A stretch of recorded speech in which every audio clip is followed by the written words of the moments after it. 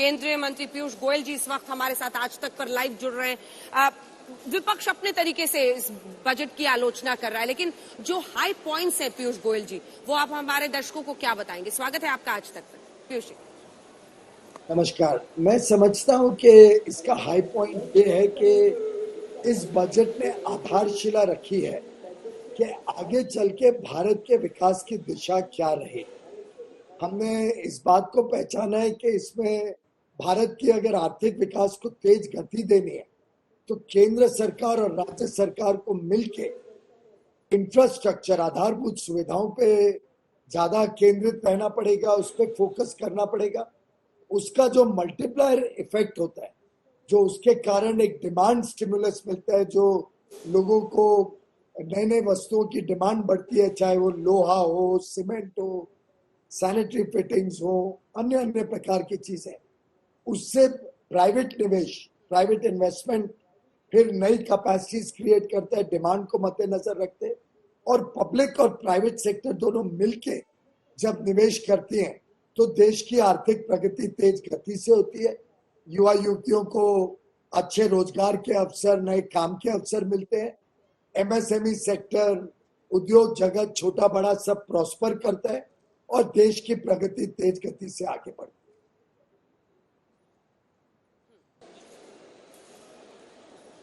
जी, अगले 25 सालों तक आत्मनिर्भर भारत का रोड मैप इसे बताया जा रहा है। अमृतकाल का बजट बजाया है, लेकिन जो मिडिल क्लास है सर, उसकी भी बहुत सारी उम्मीदें थी। उनको लग रहा था एग्जेम्पशन लिमिट में शायद कुछ इजाफा हो, जीएसटी का रिकॉर्ड कलेक्शन हो रहा है। तो उस फ्रंट पर क्या उस मायूसी को भी मोल लेकर आप अर्थव्यवस्था की सेहत पर ज्यादा जोर दे रहे हैं? इसको किस तरह से समझाएंगे आप, पीयूष जी? ऐसा है कि भारत में रिसोर्सेज की तो कमी है। ऐसी परिस्थिति में जो अवेलेबल रिसोर्सेज है उसको इस्तेमाल करके हम कैसे और अधिक विकास बढ़ाएं जिससे लोगों की आमदनी बढ़े। You look for a larger pie. आप जो पूरा हमारे पास रिसोर्सेज है उसको, या जो संपत्ति है उसको कैसे अर्थव्यवस्था में डाल के उसके मल्टीप्लायर इफेक्ट से कैसे ज्यादा विकास को तेज गति दें, कैसे देश में जो प्रगति है वो ज्यादा बड़े पैमाने पे हो और लोगों को नौकरी मिले और लोगों को रोजगार मिले। इंडस्ट्री और एमएसएमई सेक्टर ग्रो करेगा तो सर्विसेज सेक्टर को भी लाभ होगा। सर्विसेज ग्रो करेगा तो एंसिलरी जॉब्स, जो इनडायरेक्ट जॉब्स होती है, चाहे वो ढाबा हो, रेस्टोरेंट हो, टैक्सी हो, ट्रांसपोर्ट हो, ये एक पूरे इकोसिस्टम को डेवलप करने में, बढ़ाने में काम में आती है। और इसका सीधा लाभ मध्यम वर्ग को होता है, युवा युवतियों को होता है। नए रोजगार के अवसर होते हैं तो स्वाभाविक रूप से मध्यम वर्ग परिवारों को, गरीबों की आमदनी को और वृद्धि होती है। तो ये एक सोची समझी रणनीति है कि रिसोर्सेज को इस्तेमाल करके देश की पूरी अर्थव्यवस्था को और बड़ा किया जाए। ये अगर हम बड़ी तस्वीर को समझने की कोशिश करें तो इंफ्रास्ट्रक्चर पर आप लोग कह रहे हैं, जोर दे रहे हैं।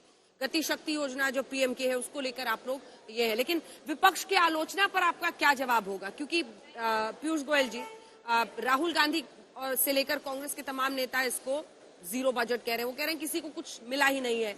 दूसरी तरफ अगर हम देखें तो शशि थरूर ने 2 आउट ऑफ 10 दिया है इस पूरे बजट पे। वहीं पर लेफ्ट पार्टीज भी आलोचना कर रही हैं। तो विपक्ष को आपका क्या जवाब होगा? देखिए, विपक्ष को तो आलोचना करनी है। आखिर विपक्ष तो नहीं कहेगा कि बहुत अच्छा बजट है। पर राहुल गांधी जी का जहां तक सवाल है, मुझे लगता है उनको तो गणित समझने में अभी समय लगेगा। इसलिए मेरे को तो किसने बताया, उन्होंने 0 आउट ऑफ 0 बोला। अब 0 आउट ऑफ 0 अगर डिनोमिनेटर भी 0 पकड़ो तो वो तो 100% हो गया एक प्रकार से। तो मुझे लगता है कि राहुल गांधी जी को पहले अर्थव्यवस्था क्या है, गणित कैसे देखी जाती है अर्थव्यवस्था की, उसको सीखने समझने में ही बहुत टाइम लगेगा। जहां तक बाकी विपक्ष की आलोचना का सवाल है, मैं समझता हूँ वो उनके पास आलोचना के लिए कोई ठोस मुद्दे तो है नहीं। ना ये चुनावी बजट है। इस बजट में पूरे देश की चिंता की गई है, हर वर्ग की चिंता की गई है। 135 करोड़ लोगों का बजट है। इसमें, इस बजट में एक प्रकार से एक आधारशिला रखी है।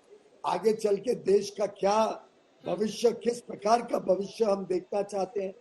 और ख्याल रखिए, ये बजट के पहले गत 2 वर्षों में लगातार जितनी सारी योजनाएं आई, जितने सारे कदम उठाए गए आत्मनिर्भर भारत को और समृद्ध बनाने के लिए, जिस प्रकार से PLI स्कीम आई 1,57,हजार करोड़ रुपए, जिस प्रकार से सेमीकंडक्टर के लिए 76,000 करोड़ रुपए की स्कीम आई, ये सब चीजें आखिर देश को आत्मनिर्भर भी बनाएंगी, निर्यात के लिए भी हमारी कैपेसिटीज बढ़ाएंगी, लाखों लोगों को डायरेक्ट इनडायरेक्टली रोजगार का अवसर मिलेगा। इसके मल्टीप्लायर इफेक्ट से विदेशी मुद्रा भी कमाई जाएगी और साथ ही साथ बड़े पैमाने पे लोगों की आमदनी बढ़ाने का भी साधन बनेगा। डिमांड स्टिमुलस होगा तो निजी निवेश भी आएगा। तो एक बहुत ही होलिस्टिक, बहुत कॉम्प्रिहेंसिव थिंकिंग इस बजट में माननीय प्रधानमंत्री और माननीय वित्त मंत्री जी ने दर्शाई। क्रिप्टो वालों पर ऐसे क्यों बरसे सर? रेगुलेशन तो लेकर नहीं आ रहे हैं, लेकिन 30% क्रिप्टो की कमाई पर टैक्सेशन और 1% TDS, क्या माने कि उसको वैलिडिटी भी दे रहे हैं? इधर आप डिजिटल रूपी भी लाना चाह रहे हैं, इस पर छोटा सा जवाब सर।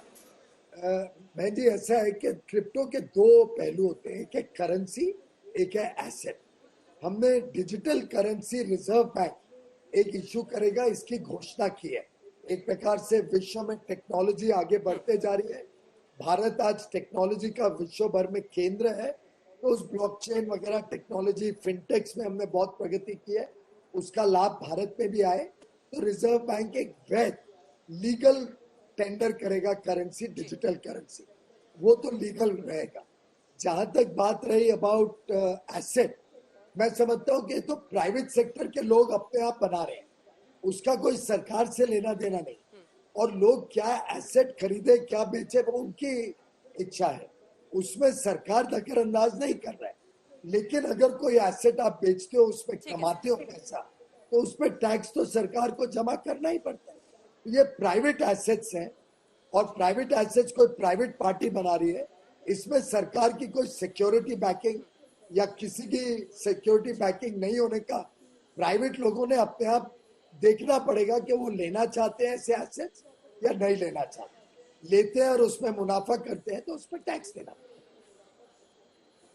जी जी जी पीयूष गोयल जी, बहुत बहुत धन्यवाद आपका आज तक पर हमारे साथ जुड़ने के लिए और बजट पर तमाम सवालों के जवाब देने के लिए, और जो सरकार का पक्ष है उसको वो रख रहे थे।